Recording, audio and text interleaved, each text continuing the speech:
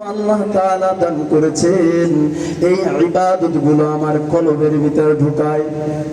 কিন্তু আল্লাহর গোলাম আল্লাহ রাব্বুল আলামিন কলব দান করেছেন, কিন্তু দুনিয়ার মহব্বত ঢুকাইতে যায় আমার মালিকের কোন ইবাদতের মহব্বত ঢুকাইতে পারলেন না। আমরা নামাজ পড়ি, নামাজের মধ্যে স্বাদ পাই না, নামাজের ভিতর খুশু খুশু থাকে না। কথা বলেন ঠিক কিনা? কথা কয় না? মানে আপনাদের নামাজ ভালো হয় নাকি? কোনো কথা কয় না ভাইরা আমার। নামাজটা এমন ভাবে পড়বেন রে বাবা, আল্লাহ তাআলা যেন আমায় দেখতেছেন এই মনে করে নামাজ পড়বেন, না হলে আপনি দেখতেছেন। ওমর ফারুক রাদিয়াল্লাহু আনহুকে এক ভদ্রলোক প্রশ্ন করলেন, আপনি যে আল্লাহর ইবাদত করতেছেন আপনি কি তাকে দেখেন? ওমর ফারুক রাদিয়াল্লাহু আনহু বলেন, ভাই আমি এমন আল্লাহর ইবাদত করি যাকে আমি দেখি, আমি এমন আল্লাহর ইবাদত করি না যাকে আমি দেখি না। या इलाही मुझसे मुझको दूर कर, ताके देखो मुझ में तुझको एक नजर। ভাইরা আমার, এই জন্য নামাজটা আজকে থেকে আল্লাহর মহব্বত নিয়ে পড়বেন রে গোলাম, যেন আমি যদি না দেখি আমার মালিক দেখতেছেন এই মনে করে নামাজটা আদায় করবেন রে বাবা। এই নামাজের বড় দাম, এই নামাজের ভিতর আল্লাহ তাআলা এত নিয়ামত দান করেছেন। নামাজের ভিতর বান্দা আল্লাহ তাআলাকে সিজদা দেয়, এর আল্লাহর গোলাম এই সিজদার বড় দাম, এই সিজদার বড় দাম। জিবরিল আলাইহিস সালাতু ওয়াস সালামকে আল্লাহ রাব্বুল আলামিন সর্বপ্রথম বানাইলেন। আসমান বানায় নাই, জমিন বানায় নাই, চন্দ্র সূর্য বানায় নাই, বৃক্ষলতা তরুলতা ভূমণ্ডল নবমণ্ডল সৌরজগৎ কিচ্ছু আল্লাহ তাআলা বানান নাই। আল্লাহ তাআলা জিবরিল আলাইহিস সালাতু ওয়াস সালামকে সর্বপ্রথম বানাইলেন। আর বানানোর পর আল্লাহ তাআলার সন্তুষ্টি চিত্তে জিবরিল আলাইহিস সালাতু ওয়াস সালাম বলেন, ও রব্বে কারীম, আপনি আমাকে তৈরি করেছেন, কিভাবে আপনাকে সন্তুষ্ট করতে পারি? আল্লাহ তাআলা বলেন, তুমি যদি আমাকে সিজদা বেশি করে দাও আমি তোমার প্রতি সন্তুষ্ট থাকব।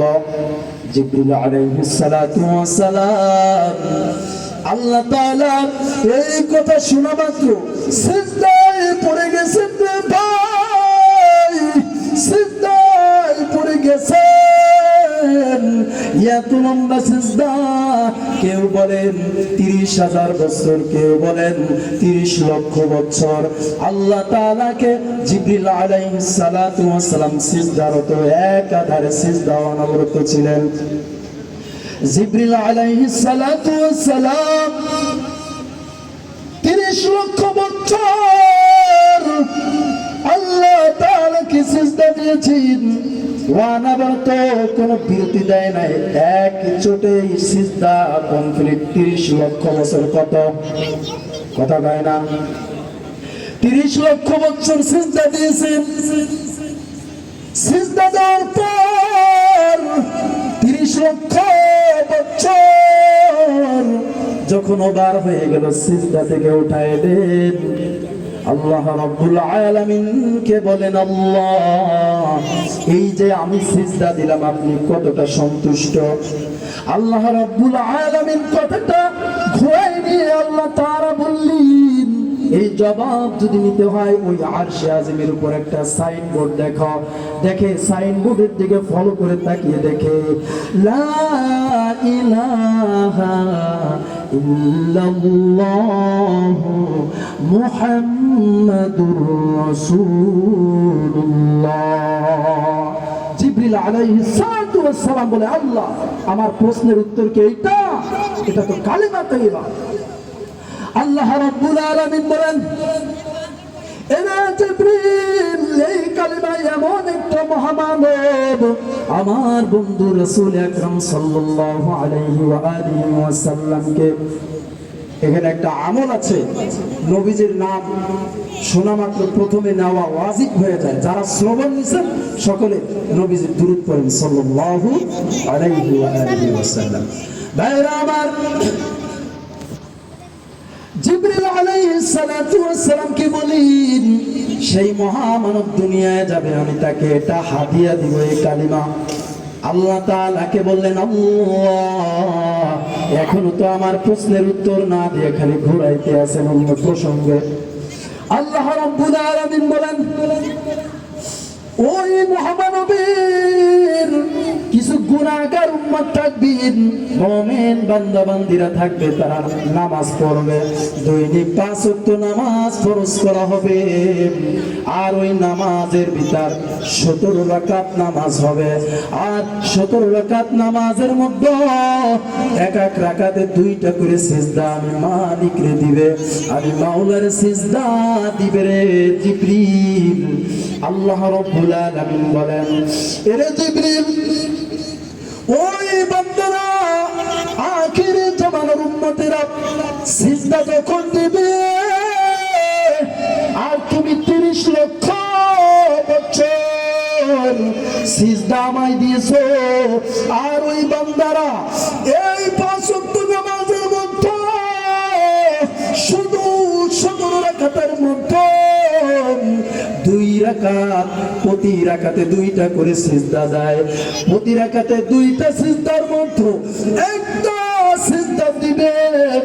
আর তুমি 30 লক্ষ বছর সিজদা দিয়েছো অনবরত।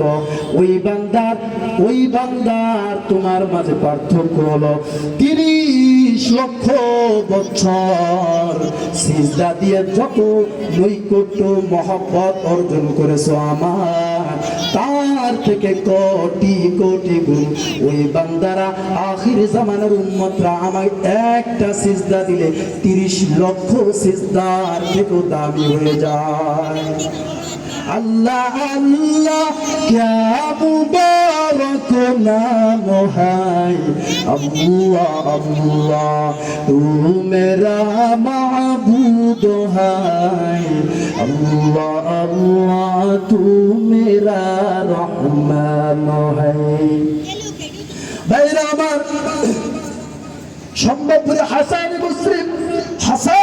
বসরি রহমাতুল্লাহি আলাইহি জঙ্গল অভিমুখে রওনা দিয়েছেন। জঙ্গলের মতো অবস্থান হয়েছে, আসরের নামাজের অর্থ চলে যায়।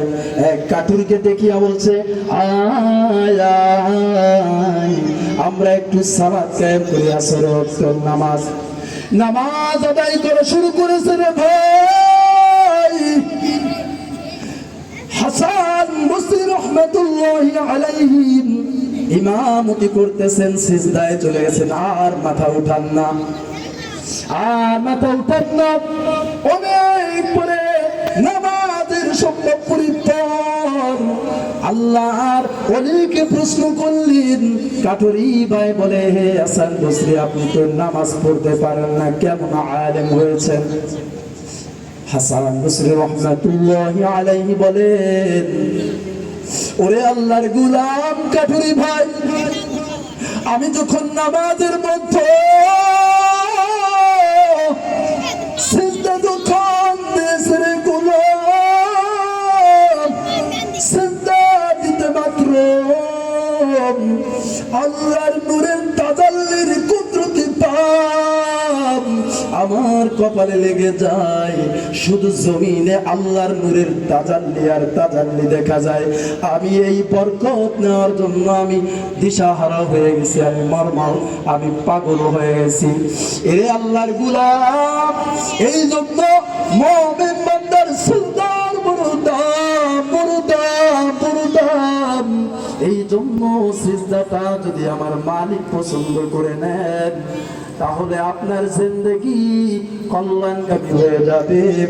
আর আপনি 60 বছর 50-80 বছর বাজার নামাজ আদায় করলেন, নামাজটা নামাজের মতো হয় নাই, ওই নামাজটা দিয়ে আমার মালিকের জান্নাতে দাখিল হওয়া যাবে না।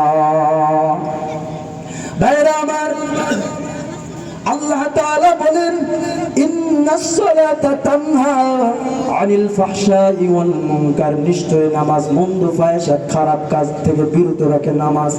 আপনি নামাজ পড়েন, আপনি টেলিভিশনের সামনে বসেন, আপনি নামাজ পড়েন, আপনি পাড়া প্রতিবেশীর গীবত করেন, আপনি নামাজ পড়েন, আপনি চাষাবাদের সময় আপনি জমিনের আল ঠেলে দেন। আসলে বরকতি কাজ কারা কারা করেন? কেউ চাষাবাদি করেন না? এই বরকতি ফজিলতের কাজ কারা কারা করেন? আল ঠেলাঠেলি, মাশাআল্লাহ, আল ঠেলাঠেলি করেন তো? আল্লাহ কবুল করুন। দোয়া করবো নাকি উল্টা দোয়া দিব? আল্লাহ এই ফিতনা, এই মানুষের হক নষ্ট থেকে আমাদের সকলকে হেফাজত করেন, সকল বলেন আমিন। আল ঠেলা যাবে? আর আবার বলেন তো, আল ঠেলবেন কারা কারা? এত বরকতি ফজিলতের কাজ, এখন চাষাবাদের সময় আল যদি না ঠেলেন, তাহলে এক হাত বাড়াইলে তো আপনার ওখানে দুনিয়ার ধান হবে। করবেন তো ইনশাআল্লাহ? কথা কয় না, করবেন না? মাশাআল্লাহ। এই ফিতনা, এই গজব থেকে আপনারা সকলে বাঁচবেন। হারাম খাবেন না। লা ইয়াদখুলুল জান্নাতা জাসাদুন খুযিয়া বিল হারাম, যেই বান্দার শরীরটা হারাম খাবার, হারাম সম্পদ, হারাম টাকা দিয়ে লালিত পালিত হবে, ওই শরীরটা আল্লাহর বানানো জান্নাতে যাবে না। জান্নাত অত সোজা না। আকিলার রিবা ওয়া মুকিলাহু ওয়া কাতিবাহু ওয়া শাহিদাইহি ওয়া কালাহুম সাওয়াবু। শুরুতে আল্লাহ বলেছেন, আল্লাহ রাসূল বলেছেন, লাআনা রাসূলুল্লাহ সাল্লাল্লাহু আলাইহি ওয়া আলিহি ওয়াসাল্লাম, লাআনাত প্রাপ্ত হবে। ভাইরা আমার, আজ বড় দুঃখ, বড় দুঃখ, বান্দা নামাজ পড়ে, বান্দার কলবের ভিতর দুনিয়ার মহব্বত আছে, আবার কিভাবে টাকা পয়সায় বাচ্চা ফোটানো যায়। আপনাদের এই কয়েক সপ্তাহ আগে বাইতুর রহমান জামে মসজিদে আমি বয়ান করেছিলাম, এই গিমাডাঙ্গায়। বয়ানের মধ্যে বলেছিলাম যে টাকা থেকে বাচ্চা ফোটায়। কেমনে বাচ্চা ফোটায়? আপনি সুদে লাগাইলেন, ব্যবসা ভালো হবে, কিন্তু বাজার এই সম্পদ, এই খাবার দিয়ে আপনার আল্লাহকে খুশি করা যাবে না। ভাইরা আমার, এই জন্য অনুরোধ করে বলি রে বাবা, আপনি যদি মনে করেন আমি নামাজ পড়ি, আমি গীবত করি, আমি নামাজ পড়ি, আমি চগলখড়ি করি, আমি নামাজ পড়ি বেপরদায় চলে, আমি নামাজ পড়ি সুদ খাই, ঘুষ খাই, আমি নামাজ পড়ি গালি দেই, আমি নামাজ পড়ি কিন্তু নামাজের মজা পাই না। আসল হলো আপনার নামাজটা রব্বে কারিমের দরবারে নামাজের মতো নামাজ হয় না। এই জন্য অনুরোধ করে বলি রে বাজার, ও এলাকার প্রাণের যুবক ভাই, ও পর্দার মা গো মা, ও কলেজের টুকরা বোন আমার, ও যুবক ভাই, এই হায়াত কিন্তু শেষ হয়ে যাচ্ছে। এই টেবিলের উপর যদি ফ্রিজ থেকে একটা বরফের টুকরা যদি এখানে রেখে দিই, বলেন ওটা কি থাকবে? থাকবে না রে বাবা। থাকবে না কেন? ওই বরফটা গলে গলে পানিতে রূপান্তরিত হয়ে যাবে রে বাবা।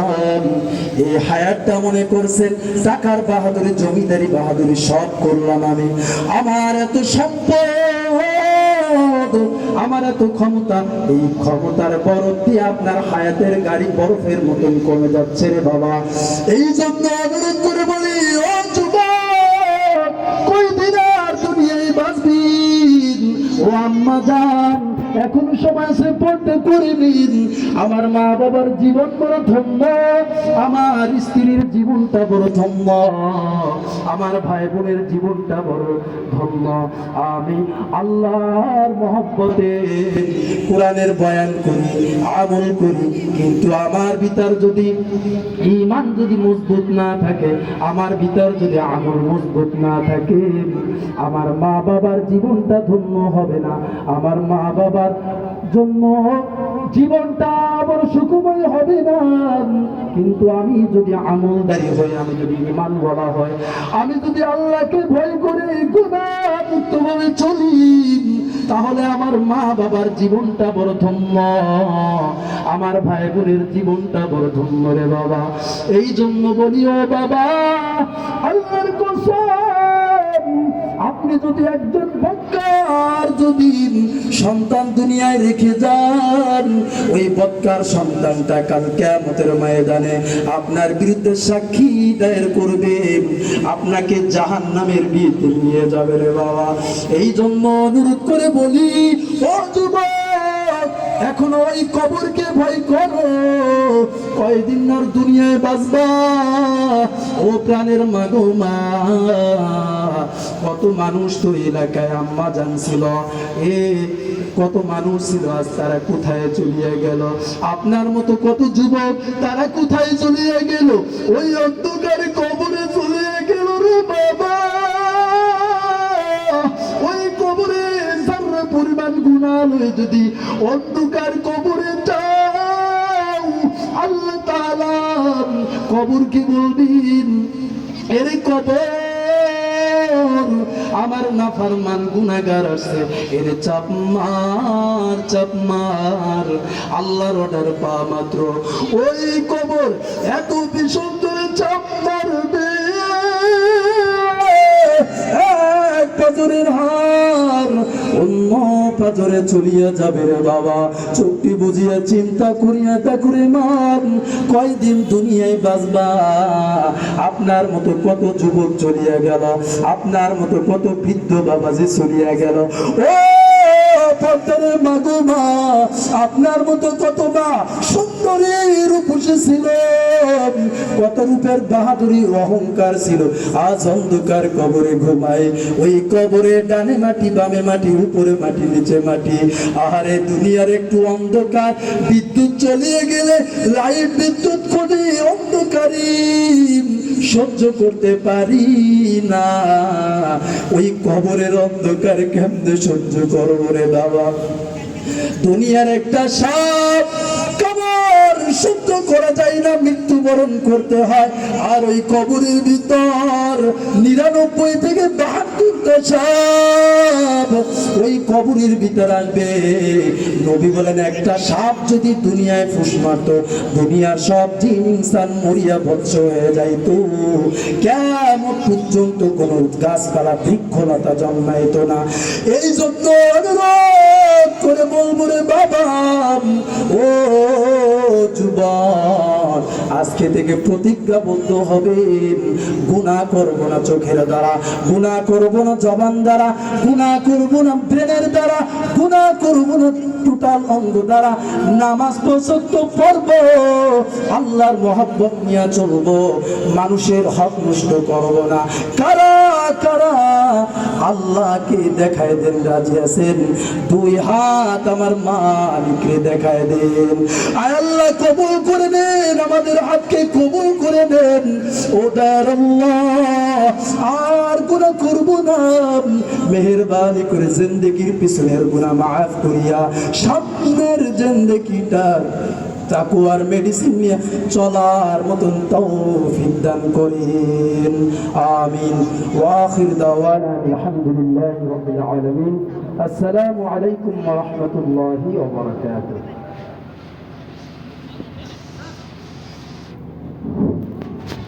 এখনই মাগরিবের নামাজের আজান হবে।